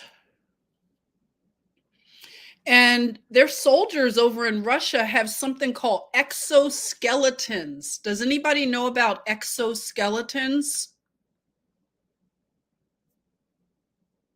Yeah, right. They ain't playing, right? We better sit down somewhere and leave these people, stay out of grown folks' business. That's how I feel. We're a young nation. And I feel like we're sitting over at the children's table, and we need to leave grown people's business alone. And Russia and the Ukraine and China, those are grown people. America. White go-go boots, right? Hey, Shawnee, we don't have the inner Johns. That's right. Thank you, Shawnee. We don't have the inner Johns to go over messing with these people. So the exoskeletons are super soldiers. Thank you very much. Turning humans into machines. So we better leave these people alone. You said Putin is the man. Hi, Luce. Pootie Poot is nobody to mess with, okay? Zazus. Yes, super soldiers. Look at that exoskeleton, everybody. We better leave these people alone. Armadillo shells. Oh, that's what they call it also? Oh, they are straight up serious, right? We better leave these people alone. Leave grown folks' business alone, right? Yeah, they got the go-go. What are they going to do with those go-go boots too? Yes, avenging. That's, if you look at the top right, that's called an exoskeleton. That's what their military has, some of the technology. I'm not saying we don't have it, but I'm just saying they got it too. Hybrids, is that what? Okay. I don't know a lot about it, but I thought it was very interesting. You love Putin, so you guys love Pootie. I call him Pootie Poot. Hey, Luz, how you doing? Thanks for joining. I like to see new people, new faces. These boots were made for stomping, Kim. I think they're going to stomp, walk all over. Wait, let's go back and look at those boots. You guys have me wanting to go back and, oh, these boots were made for walking, for stomping. Look at that. They're not playing. They imagine that coming at you. So yeah, I don't know. We better stand down. I think they got it. They could take care of their own business. So like I said, I want to bring up issues in the animal kingdom, okay? And this just came across my radar. Who knows about the issues with wild horses? Because I didn't know. I'm trying to think. Oh, you know where I found out about this? Where's my Irish brother, Joseph? Joseph turned me on to, it's a mud flood channel. What is his name again? He was talking about, he lives in Utah, I believe. And he was Levy. I think Levy is his name. He was talking about the wild horses, okay?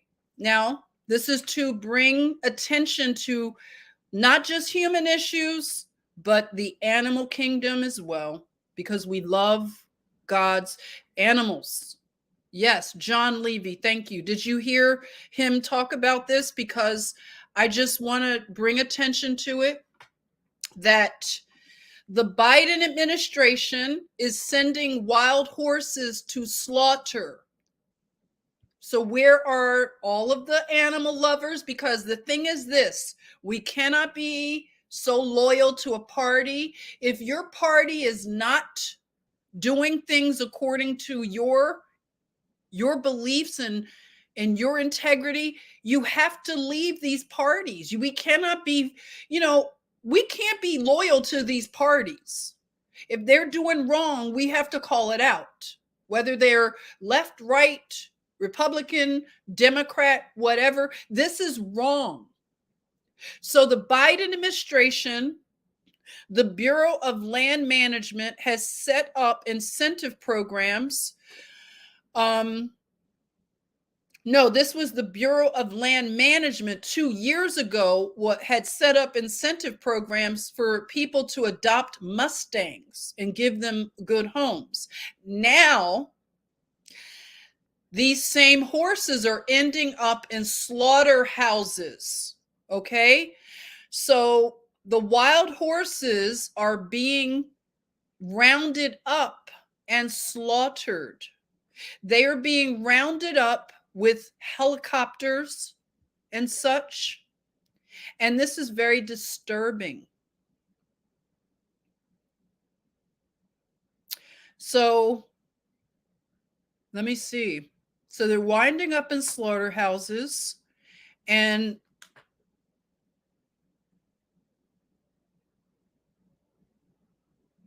they're using the land. They're getting the wild horses off of the land so they could take the land. So this is about a land grab, and these wild horses are in the way of them taking this land. So shame on the Biden administration. Shame on them. So they're war hungry. And I used to think that Democrats, like true Democrats, are liberal, and they were the ones that never liked wars. But these new Democrats today, they are war hawks. They hate Russia because CNN tells them all this stuff about Pootie Poot and Russia. And they're so triggered every time they hear Russia because they think it has something to do with Trump. And they suffer from a Trump hatred syndrome. It's so sick. They obsess about Trump. So anytime they hear Russia, they think Trump. So they have to hate Russia. They don't even understand why they hate like they do. But they are the party that kills children, is loving all the war, and hates animals. Because Fauci and the puppies, they're okay with that. They're not true to anything that you would think they would be true to, because they're supposed to be the people that love animals, right? So that is an issue that you can also chalk up to Brandon's administration. They are rounding up wild horses and slaughtering them so they can take all this land in these states like Utah. Let's see, what are all the states? It's like all these places that, you know, you have the open land and everything. So when we pray, please keep the animals in your prayers as well. And I just want to thank you all so, so much for joining me. I think that's it. I have come to the end of what I wanted to share for tonight. So just to, you know, sum it up is we have to do more for the least of these, as they say, for the ones that have done so much for their nation. They believed in their nation. They are patriots, are veterans that have gone to war. And now we're seeing that the animal kingdom is suffering so much all over the world. But this particular administration is guilty of abuses towards the animals, and that's not okay. So we have a lot to consider, just a lot. And, you know, I just thank you for joining me on this national holiday.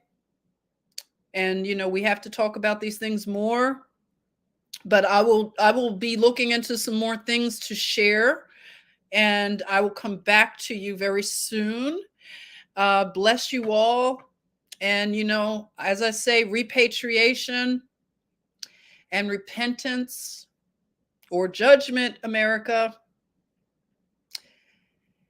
So again, if you want to tip your hostess, that is where you can do it. I just want to thank you all. Love you, love you, love you. Bless you. And I'll see you soon.